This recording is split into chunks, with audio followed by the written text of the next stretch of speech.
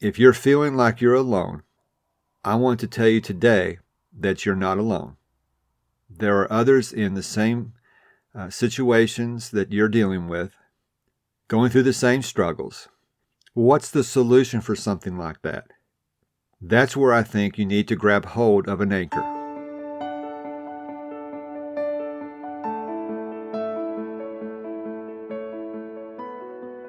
Did you finally realize your dream of having a family, only to have your happily ever after turn into a nightmare? Do you find yourself up late at night wondering why nothing you try as a parent is working? Are you searching for adoption resources and a support team but can't find any? Hi neighbor, welcome to Anchors of Encouragement. I'm Tim Maudlin, husband, adoptive parent, Bible class teacher, and the persistent encourager. I too felt the joy of having a family of my own, and I wished we could be like other adoptive families. I knew we were doing our best, but nothing seemed to work.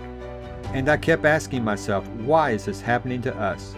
In Anchors of Encouragement, my mission is to throw adoptive parents a lifeline and be your anchor, to offer biblical mindset support and to provide stability when life gets unstable.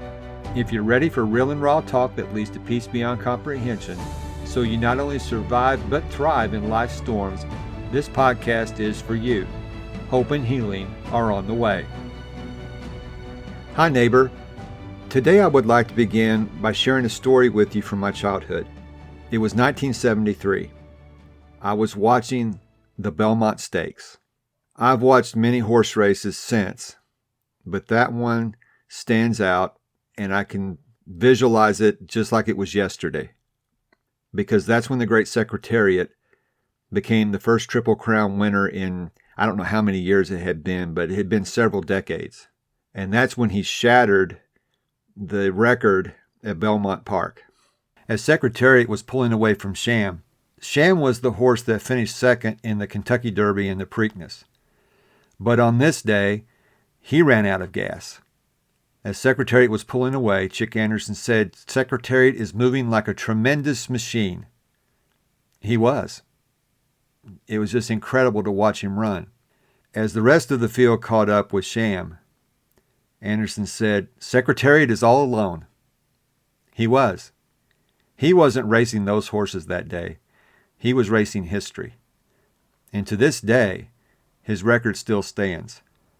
I don't know, since he was an animal, what he understood. If he was just running as fast as he could so he could get to the food at the end, I don't know.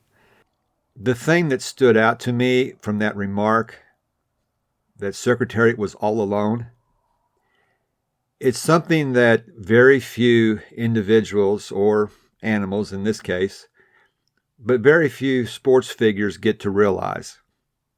That they are so good at what they do that they are the ones standing alone. I certainly can't relate to that and to the exhilaration that being the best at whatever I'm doing in a sporting event would feel like. I have no idea. And I think it's safe to say that most of us will not realize what it is to reach the pinnacle of some sporting proficiency.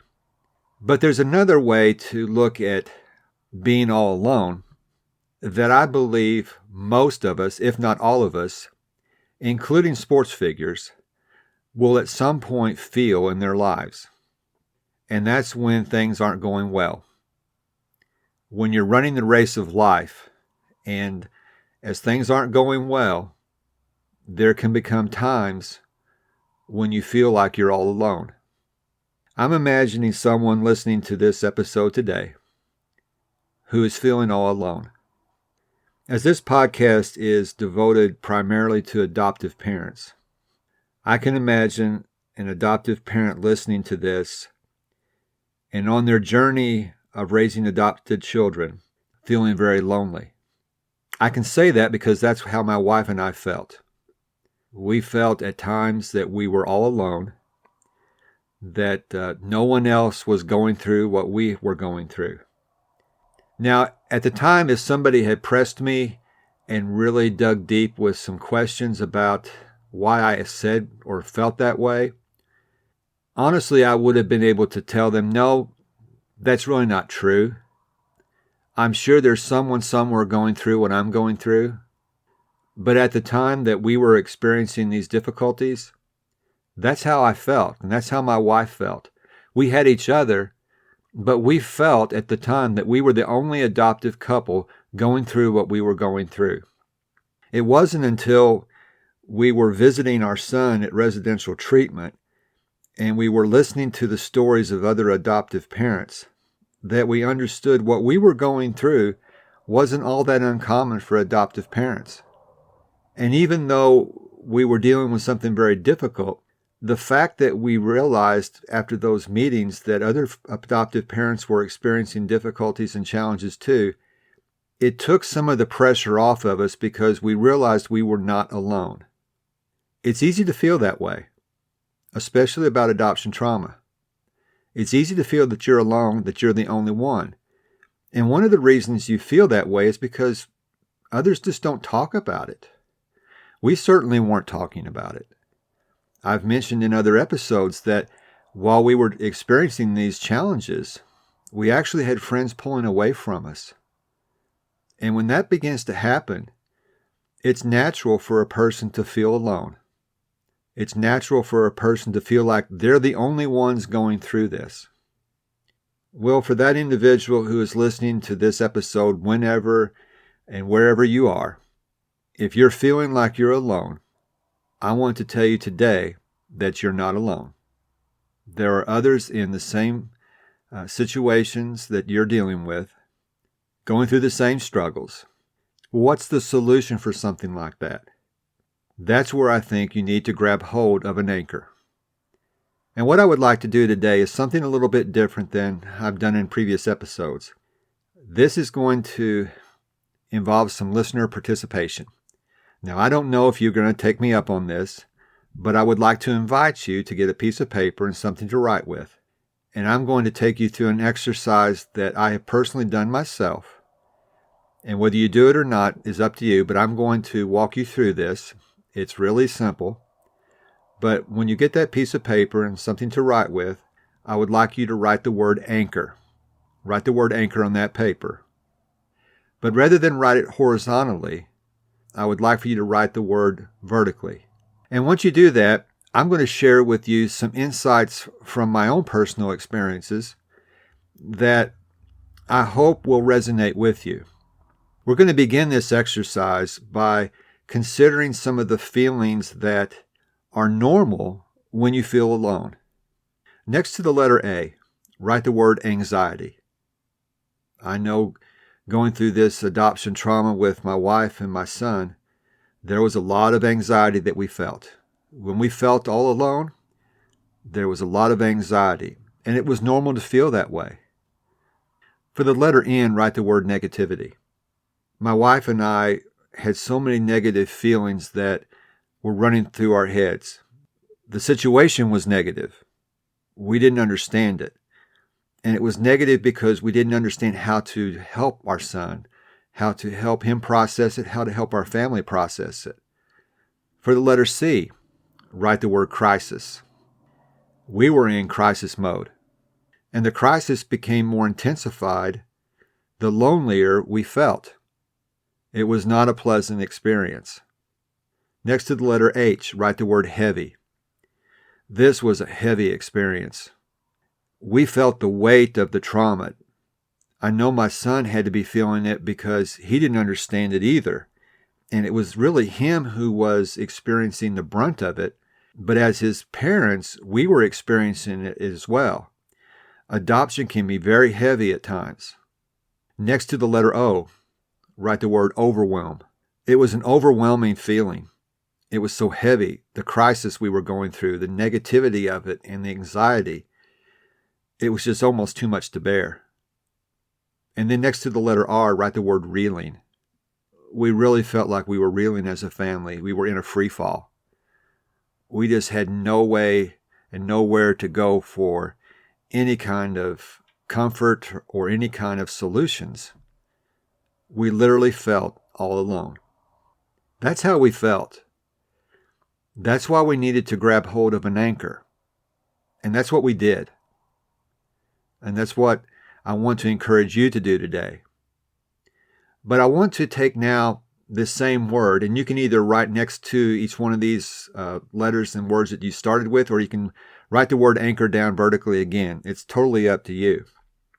But I want to encourage you to now look at this word in a positive way. I've shared some negative ideas, negative feelings that came across to us that we were going through. And before we get to the positive part, if you want to take a few minutes and just sit with this and write down your feelings. Now, you don't have to formulate this into words that begin with each one of these letters. That's how my mind works. But I would encourage you to sit with this for a while. Go for a walk, go for a drive. Ask yourself before you go to bed, what are the types of feelings am I feeling as I feel all alone with my adoption trauma that I'm trying to navigate my family through? Write those feelings down. I want you to touch those feelings.